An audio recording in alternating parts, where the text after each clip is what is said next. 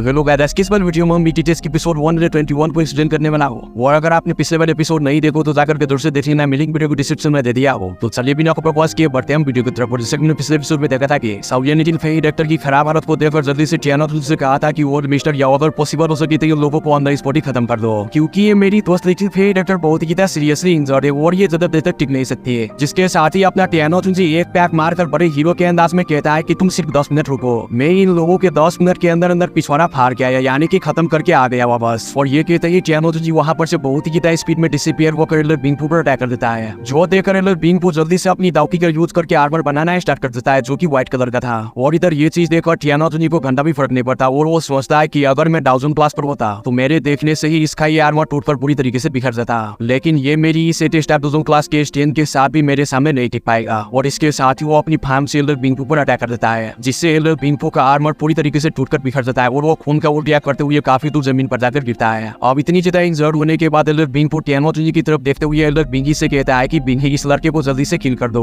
जो सुनकर एलर बिंगी अपना सर हाँ में हिलाकर आइस रिवर वैली के बाकी के लोगों को लेकर सभी पर अटैक करने के लिए आगे बढ़ जाता है। जो देखकर इधर सभी से कहता है कि तुम फिकर ना करो और इस मैटर में ना आना, इन लोगों को मैं देखता हूँ। और ये कहकर सवियन आगे बढ़कर अपनी 3000 लाइटनिंग लेजेंडरी बॉडी का यूज करके अपनी अवतार को बाहर निकाल लेता है। और अभी के लिए सवियन का अवतार तो 1 क्लास के पीक पर था, क्योंकि जब सवियन हेवन माउंटेन ब्लडपूल में ट्रेनिंग करने के लिए गया था तो उसके साथ उसका अवतार भी था और उसके अवतार ने भी वहां पर ट्रेनिंग किया था, जिससे उसके अवतार का स्ट्रेंथ भी 1 क्लास पर पहुंच गया था। और अब इसके साथ ही इधर सवियन अपने अवतार को इशारा करके आइस रिवर वैली के बाकी के लोगों पर अटैक करने का ऑर्डर दे देता है और सवियन खुद एलर बिंगी से फाइट करने के लिए आगे बढ़ जाता है। जो देखकर एलर बिंगी अपनी आइस दाउकी से बड़े बड़े आइस क्यूब बनाकर सवियन पर फायर करना स्टार्ट कर देता है। और वो साथ ही साथ सवियन को चिल्ला कर कह रहा था कि लड़के, अगर ये मैटर मेरी आइस रिवर वैली को पता चल गया कि तुमने हमारे ऊपर बहुत ज्यादा बेइज्जती की है तो आने वाले टाइम में तुम 3 रीजन में दिखाई भी नहीं दिए जाओगे। लेकिन सवियन को उनकी इन बातों से घंटा भी फर्क नहीं पड़ता और वैसे भी सवियन को 2 स्टार 200 क्लास के एक्सपर्ट को किल करना सवियन के लिए बेहद का खेल था, क्योंकि सवियन 1 क्लास पर होते हुए भी काफी सारे 200 क्लास के एक्सपर्ट की पेन किल की हुई थी और उन्हें किल किया था। अब तो सवियन 200 क्लास पर पहुंच गया है, तो सवियन के सामने ये 2 स्टार 200 क्लास का एक्सपर्ट क्या चीज है। और अब इसके साथ ही इधर हम देखते हैं सवियन को, जो कि एल्डर बिंगी की आइस क्यूब को अपनी तरफ आता देखकर एक स्माइल के साथ अपने हाथों पर अपनी जेड ग्रीन फ्लेम को बाहर निकाल लेता है और चारों तरफ फैला देता है, जिससे एल्डर बिंगी का आइस क्यूब सवियन की जेड ग्रीन फ्लेम की टेम्परेचर की वजह से पूरी तरीके से बिल्कुल मेल्ट हो जाता है। अब ये चीज देखकर एल्डर बिंगी की पूरी तरीके से फट जाती है और वो बहुत ही ज्यादा हैरान होकर कहता है कि ये तो एक हेवनली फ्लेम है, इस लड़के के पास इतनी सी यंग एज में इस तरह का हेवनली फ्लेम कहां से आ गया। और अभी एल्डर बिंगी ये सब कह ही रहा था और सोच ही रहा था, लेकिन तभी इधर सवियन अपनी 10 बड़ा से उस पर अटैक कर देता है, जिससे वहां पर एक काफी बड़ा ब्लो होता है, जिसकी वजह से एल्डर बिंगी काफी ज्यादा इंजर्ड होता है और वो खून का उल्टिया करना स्टार्ट कर देता है। अब सवियन की इस अटैक को रिसीव करने के बाद एल्डर बिंगी बहुत ही ज्यादा गुस्से में जाता है और वो फौरन ही अपनी सारी आइस और पॉलिश करके एक बहुत ही ज्यादा मिस्टीरियस पंच बनाकर सवियन पर अटैक कर देता है। लेकिन इधर अपना सवियन भी काफी पीछे हटने वाला था। वो ये चीज देखकर अपनी ग्लेस लोटस फ्लेम को बाहर निकालकर उससे एक फायर वुल्फ स्पीड को बनाता है और उस फायर वुल्फ स्पीड को बिंगी पर छोड़ देता है। और जैसे जैसे सवियन का fire wolf speed Elder Bingi पर अटैक करने के लिए आगे बढ़ रहा था तो आसपास सारी आइस की चीजें मेल्ट हो जाती है और इवन के एल्डर बिंगी के आर्मर भी मेल्ट हो जाता है। और जब एल्डर बिंगी ये चीज देखता है तो वो पूरी तरीके से शॉक में चला जाता है और वही ये चीज देखकर सवियन जल्दी से आगे बढ़कर अपनी मुक्के से एल्डर बिंगी के आर्मर पर अटैक कर देता है, जिससे उसका आर्मर ऑन द स्पॉट ही टूटकर चूरा चूरा होकर हवा में मिल जाता है। और एल्डर बिंगी इस अटैक के प्रेशर की वजह से सीधा एक रॉक से जाकर टकराता है और खून का उल्टिया करते हुए जमीन पर गिरता है। और अभी के लिए उसने एक्सपेक्ट नहीं था किया कि ये लड़का सवियन, जो कि 200 क्लास के 1 स्टार पर वो उसे इतनी आसानी से मार दे देगा। और अब इसके साथ ही बिंगी अपना सर उठाकर सवियन की तरफ देखते हुए गुस्से में कहता है कि लिटिल बास्टर्ड, तुम अपनी इन एक्शन पर अभी नहीं तो थोड़ी देर के बाद काफी ज्यादा रिग्रेट करोगे। और अभी एल्डर बिंगी सवियन पर चिल्ला ही रहा था तो वहां पर एक व्हाइट फिगर अपीयर होता है, जो कि सीधा उसके साथ वाले रॉक में जाकर टकरा जाता है। और अभी के लिए नहीं पता कि वो जिंदा था भी या मर गया था। और जब बिंगी इस बंदे को देखता है तो वो पूरी तरीके से हैरान हो जाता है, क्योंकि ये बंदा और कोई नहीं बल्कि एल्डर बिंगफू था, जो कि पूरी तरीके से खून से लथपथ था और वो अपने मौत के बहुत ज्यादा करीब था। और अभी के लिए उसकी सांसें हल्की हल्की चल रही थी। और अब इसके साथ ही दूसरी तरफ हम देखते हैं टियानो को, जो कि एल्डर बिंगफू को मार मार कर पिछवाड़ा फाड़ कर नीचे गिराने के बाद बड़े ही एरोगेंट वे में कहता है कि अभी के लिए मेरे लिए काफी ज्यादा प्रॉब्लम हो गया है बॉडी के बगैर किसी से फाइट करना। मुझे तो पता ही नहीं था कि इस छोटे से 200 क्लास के एक्सपर्ट से फाइट करना इतना भी ज्यादा नहीं होगा मेरे लिए। और ये कहकर टियानो हंसने लगता है और इसके साथ ही वो एल्डर बिंगफू की तरफ देखता है, जो कि खून में पूरी तरीके से लथपथ था। और उसे देखते हुए टियानो बड़े एंजॉय करते हुए कहता है कि मुझे बड़ा मजा आया इस बंदे को मारने में और इसकी बजाने में, लेकिन लड़के अभी के लिए तुम ध्यान रखना, ये बुढ़ा अभी के लिए मरा नहीं है, इसकी सांस अभी भी थोड़ी बहुत चल रही है। जिसके साथ ही सवियन अपना सर हाँ मिला देता है और वो टियानो से कहता है कि वर्ड मिस्टर याओ, अभी के लिए आप बिल्कुल भी परेशान ना हो बॉडी के लिए, क्योंकि मेडिसिनल इंग्रेडिएंट्स का जो मैटर था मैंने उसे थोड़ा बहुत रिजर्व कर लिया है और मैं आपके लिए बहुत ही जल्द एक बॉडी को रिफाइन करने वाला हूँ और फिर बहुत ही जल्द आपके पास भी अपनी खुद की बॉडी होगी और आपकी स्ट्रेंथ भी बहुत ज्यादा बढ़ जाएगी। और जब टियानो ये बात सुनते हैं तो वो बहुत ही ज्यादा खुश रहते हैं, क्योंकि उन्हें जो भी मैटर था वो उसके बॉडी से रिलेटेड ही था। और अब जैसा कि सवियन उसे बॉडी रिफाइन करके देने वाला था तो वो खुश तो होंगी और इसके साथ ही टियानो सवियन से कहता है कि लड़के तुम बहुत ज्यादा अच्छे हो, मैंने सच में बहुत ही अच्छे लड़के को चुना अपनी जिंदगी बचाने के लिए। और इधर एल्डर बिंगी टियानो की और सवियन की ये सारी बातें सुन लेता है और तब भी उसके शैतानी दिमाग में गिर आता है और वो टियानो से बड़े प्यार से कहता है कि एल्डर मेरी ice river valley body refine करने में काफी ज्यादा स्पेशलिस्ट है और इवन के हम जो बॉडी रिफाइन करते हैं उनमें काफी ज्यादा स्पेशल एबिलिटी भी होती है। अगर आप मेरी आइस रिवर वैली की हेल्प करें और हमारे लिए बस एक टास्क को कंप्लीट करते वो ये कि इस पोजिस लेडी को पकड़ना, तो फिर आपको हम एक बॉडी फ्री में ही रिफाइन करके दे देंगे। और जब इधर सवियन ये बात सुनता है तो उसके फेस पर जो स्माइल था वो ऑन द स्पॉट ही खत्म हो जाता है, क्योंकि अभी के लिए सवियन को टियानो पर शक होने लगता है कि टियानो बॉडी के लालच में उसे ही न बजा दे। और इसके साथ ही सवियन गुस्से में एल्डर बिंगी की तरफ देखने लगता है और इधर टियानो एल्डर बिंगी की ये ऑफर सुनने के बाद बहुत ज्यादा हैरान होता है और वो सवियन की तरफ एक नजर देकर बड़े खुश होते हुए बिंगी की तरफ जाने लगता है। और उसके पास पहुंचने के बाद टियानो थोड़ा झुककर उसके कांधों पर थपकी देते हुए उसे कहता है कि बच्चे अभी के लिए तुमने क्या कहा एक बार फिर से कहना। जिसके साथ ही वो बुढ़ा बिंगी बच्चों की तरह आगे से कहता है कि आप हमारी आइस रिवर वैली की मदद करें इस उल्फुल बॉडी लेडी को पकड़ने में, तो मेरी आइस रिवर वैली आपके लिए एक बॉडी रिफाइन करके देगी जिससे आप काफी ज्यादा सेटिस्फाइड भी होंगे। और अभी के लिए एल्डर बिंगी ये सारी बातें कहकर बहुत ही ज्यादा खुश हो रहा था, क्योंकि उसे लग रहा था कि टियानो उसके साइड पर हो जाएंगे सिर्फ एक बॉडी के लिए। और वही टियानो भी बड़े हरामी अंदाज में हाँ में सर हिलाकर हंस रहे थे, जिसे देखकर एल्डर बिंगी और भी बहुत ही ज्यादा खुश हो रहा था। लेकिन अगले ही पल टियानो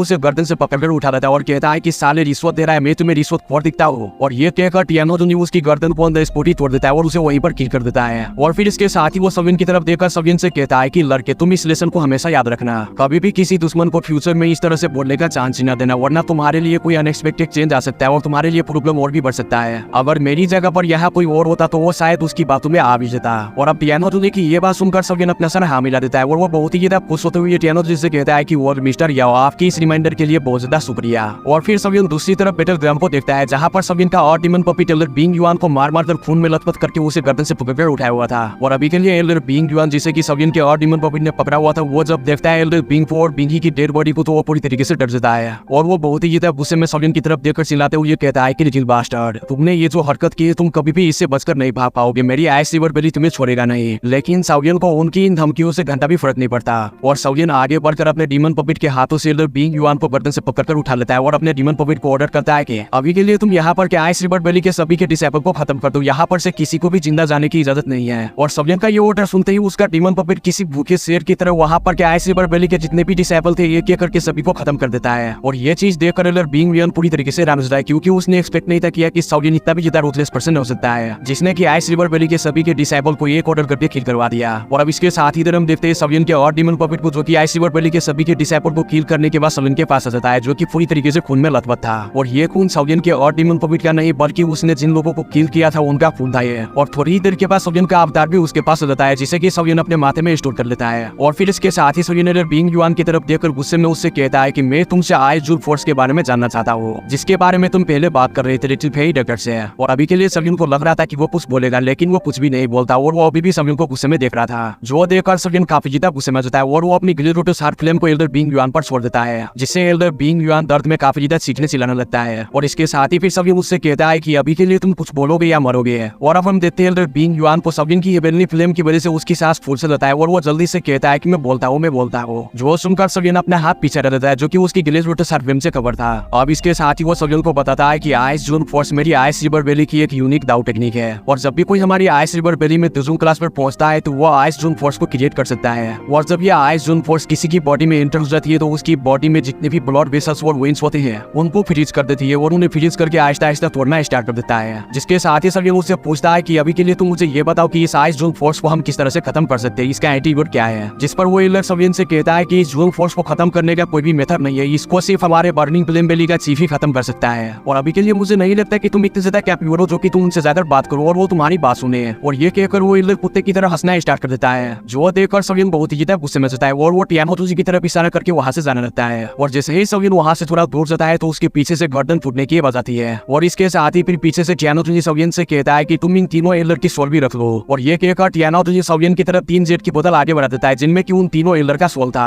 और सवियन उन तीनों की जेट की बोतल को अपनी स्टोरेज में स्टोर कर लेता है। और इसके साथ ही फिर सवियन लिटिल फेई डॉक्टर के पास चला जाता है। और अभी के लिए सवियन लिटिल फेई डॉक्टर की पेल फेस को देखकर काफी ज्यादा दुखी हो जाता है और वो उससे कहता है कि पहले हमें इस जगह को छोड़ना होगा, फिर मैं तुम्हारी बॉडी में से इस आइस जून फोर्स को निकालने का कोई ना कोई उपाय ढूंढूंगा। जिस पर लिटिल फेई डॉक्टर अपना सारा हाँ मिला देती है। और इसके साथ ही वो अपने दिल में सोचती है कि अभी हाफ ईयर पहले ही सवियन काफी ज्यादा वीक था, लेकिन इस हाफ ईयर के अंदर अंदर सवियन बिल्कुल मेरी तरह स्ट्रॉन्ग हो गया है और अब सवियन लिटिल फेरी डॉक्टर को वहां से अपने बाहों में उठाकर फौरन गॉड स्ट्रीम के डीपर रीजन में जाना लगता है और वही दूसरी तरफ सवियन का और डिमन पपेट सिनलैन को उठा लेता है जो कि वही कहीं पर छुपी हुई थी और वो उसे उठाकर सवियन के पीछे पीछे जाना स्टार्ट कर देता है और अब सवियन को वहां से जाने के थोड़ी देर के बाद वहां पर कुछ लोगों के आने की हलचल होता है और इसके साथ ही फिर वहां पर आइस रिवर वैली के कुछ लोगों के साथ एक एल्डर पेयर होता है जिनका की नाम बिंग सियान था और जब वो एल्डर वहां पर आइस रिवर वैली के सभी के डिसाइपल को मरे हुए देखते हैं तो वो बहुत ही ज्यादा हैरान और परेशान हो जाता है। लेकिन तभी वहां पर आइस रिवर वैली का एक डिसाइपल रिपेयर होता है और वो उस एल्डर को बीट करते हुए कहता है कि इस फॉरेन गॉड स्ट्रीम में हमारी आइस रिवर वैली की जितने भी एल्डर और डिसाइपल आए थे उस वैपुर फिटनेस लेडी को पकड़ने के लिए हमें उन सभी की लाशें मिली है और उन लाशों में हमारी आइस रिवर वैली के तीनों के एल्डर भी है, एल्डर बिंग वो, एल्डर बिंग युआन और बिंग हे। जो सुनकर एल्डर बिंग सियान पूरी तरीके से हैरान होता है और वो अपनी आंखें बंद करके सभी से कहता है कि सभी के लाशों को इकट्ठा करो और जल्दी से आइस रिवर वैली में चलो और ये कहकर एल्डर बिंग सियान अपनी आंखें खोल लेता है और अभी के लिए बहुत ही ज्यादा गुस्से में था और इसके साथ ही वो कहता है कि हमारी आइस रिवर वैली के 3 एल्डर को किल कर देना जो कि डोजोंग क्लास का एक्सपर्ट था। भला इन तीनों को किल करने वाला जो बंदा था उसकी स्ट्रेंथ आखिर वो भी कितनी ज्यादा फ्रैगनिंग जो कि उसने आइस रिवर वैली के तीनों एल्डर के साथ साथ सभी के डिसाइपल को भी खत्म कर दिया और अभी के लिए उन्हें नहीं था पता कि इनका मर्डर करने वाला कौन है। लेकिन उन्हें ऐसे से पता था कि अब आने वाले दिनों में पील रीजन में बहुत ही बड़े हंगामे होने वाले क्योंकि उनके आइस रिवर वैली के 3 एल्डर मारे जा चुके हैं और आइस रिवर वैली कभी भी इस मामले को पीछे नहीं छोड़ेगा। वो उन सभी को किल कर देगा जिन्होंने ये हरकत की है और अब इसके साथ ही यहाँ पर से सीन शिफ्ट होता हम देखते हैं सवियन को जो कि लिटिल फेरी डॉक्टर को लेकर फॉरेन गॉड स्ट्रीम के डीपर रीजन के एक माउंटेन केव में घुस गया था जहाँ पर सिलेन अपनी स्टोरेजिंग में से एक तकिया निकालकर जमीन पर रख देती है और वो लिटिल फेरी डॉक्टर को लेटने का और रेस्ट करने का कहती है जिस पर लिटिल फेरी डॉक्टर अपना सारा हाँ मिला देती है और अभी के लिए लिटिल फेरी डॉक्टर अपने चेहरे पर हाथ रखकर सवियन को बड़े घूर कर देख रही थी और वो कहती है कि अभी के लिए तुम्हें आधा साल भी नहीं हुआ था हमसे बिछड़े हुए लेकिन तुमने डोजोंग क्लास का ब्रेक थ्रू भी कर लिया है तो क्या तुमने डोजोंग क्लास का ब्रेक थ्रू करने के बाद अपनी बॉडी में से उस डिमन पोजन स्पोर्ट को रिजर्व किया या फिर नहीं। जिसके साथ ही सवियन आगे से एक स्माइल के साथ कहता है कि अभी के लिए इतना सारा टाइम नहीं डिमन पोजन स्पोर्ट के बारे में डिस्कस करने के लिए, अभी पहले तुम्हें अपनी बॉडी की केयर करनी चाहिए। जिसके साथ ही लिटिल फेरी डॉक्टर थोड़ा बहुत स्माइल कर देती है और वो सवियन से कहती है कि अभी के लिए मैं बिल्कुल ठीक हूँ, बस मुझे थोड़ी रेस्ट की जरूरत है, उसके बाद मैं बिल्कुल टकाटक और बेहतर हो जाऊंगा। जिस पर सवियन आगे से उसे कुछ भी नहीं कहता क्योंकि उसे लिटिल फेरी डॉक्टर के कैरेक्टर का अच्छे से पता था और वो आगे बढ़कर लिटिल फेरी डॉक्टर का हाथ पकड़ लेता है और अपनी स्पेशलिस्टन को उसकी बॉडी में डाल देता है और थोड़ी देर के बाद अपनी स्पेशलिस्टन को वापस खींच लेता है और अभी के लिए सवियन की एक्सप्रेशन बिल्कुल खराब हो चुके थे और वो लिटिल फेरी डॉक्टर से कहता है कि तुम्हारी अंदर की हालत बहुत ही ज्यादा मेरिएबल है और काफी सारी इंजरीज मुझे तुम्हारी बॉडी में देखने को मिली है, लेकिन अभी के लिए तुम्हारी बॉडी में वो आइस जून फोर्स जिसके बारे में बिंग युआन बता रहा था वो तुम्हारी बॉडी में मुझे कहीं पर भी नहीं मिला।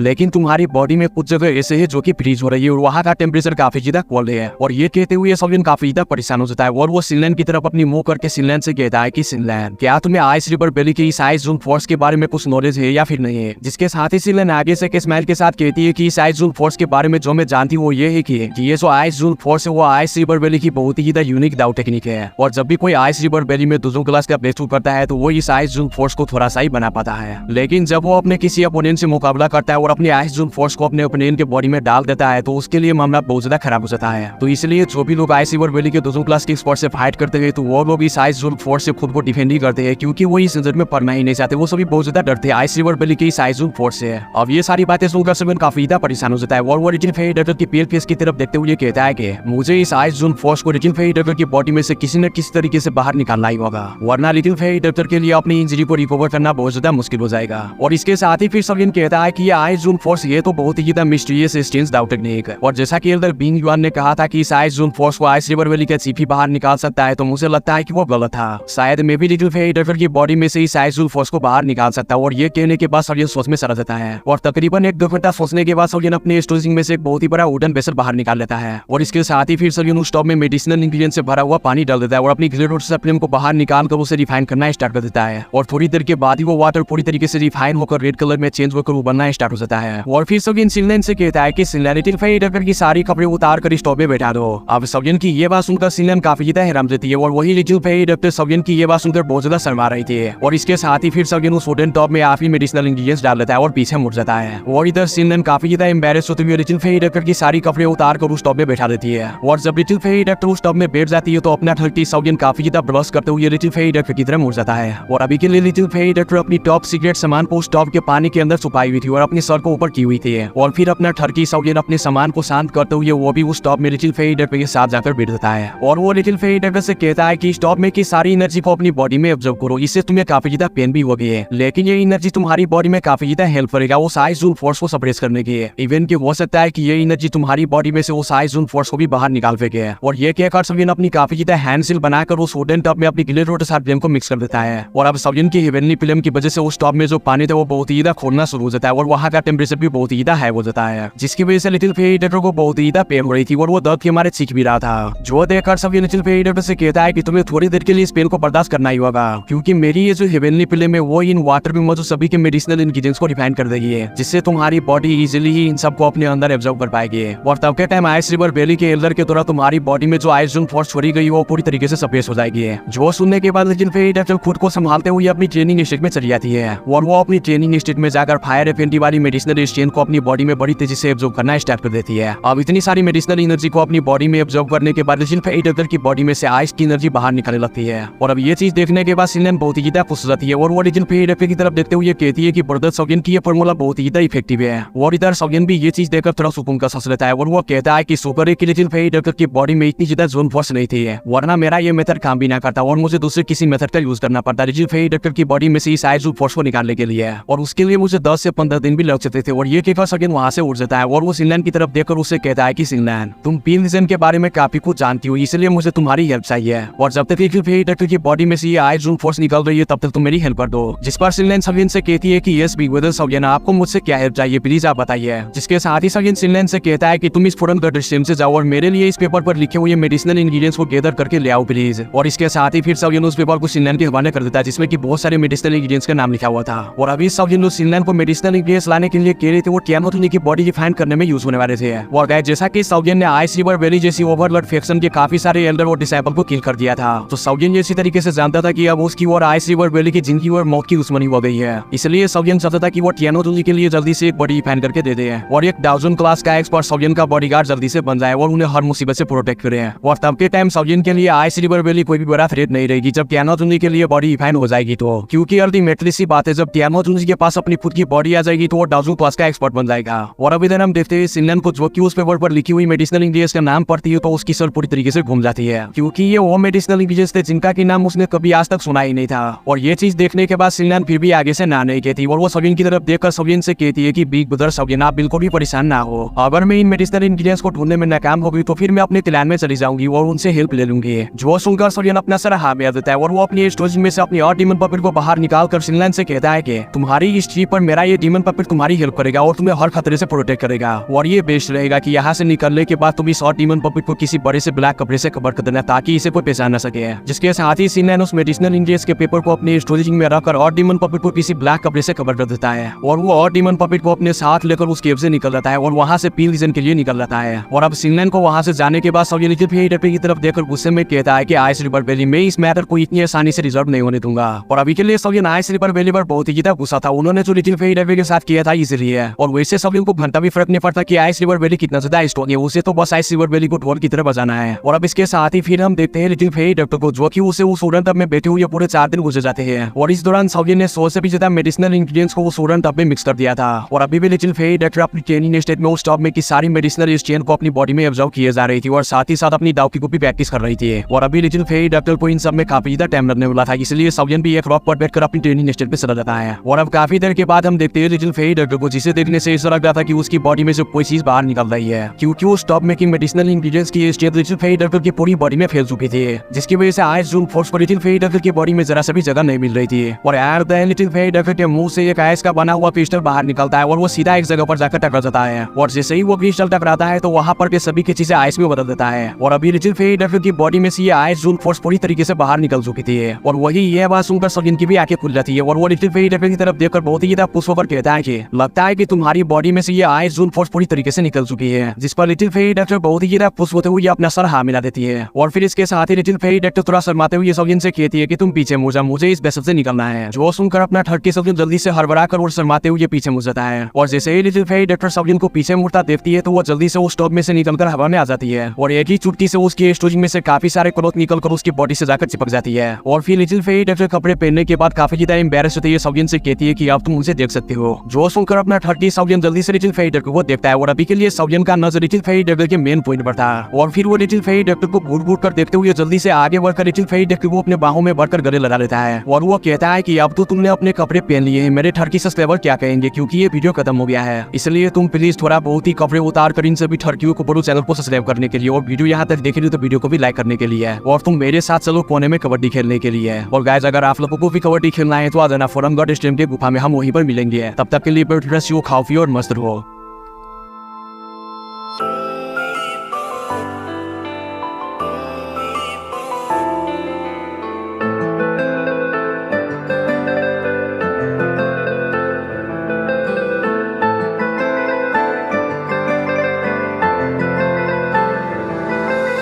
लड़की नहीं है वो जादू है और का क्या, अरे लड़की नहीं है वो जादू है और का क्या जाए। रात को मेरे ख्वाब में आई वो जुल्फे बिखराए, आँख खुली तो दिल चाह फिर नींद मुझे आ जाए। बिन देखे हाल हुआ देखूं तो क्या हो जाए। भोली सी सूरत आँखों में मस्ती आए हाय, अरे भोली सी सूरत आँखों में मस्ती, दूर खड़ी शर्माए। एक झलक दिखलाए कभी कभी आंचल में छुप जाए। मेरी नजर से तुम देखो तो यार नजर वो आए। भोली सी सूरत आंखों में मस्ती, दूर खड़ी शर्माए।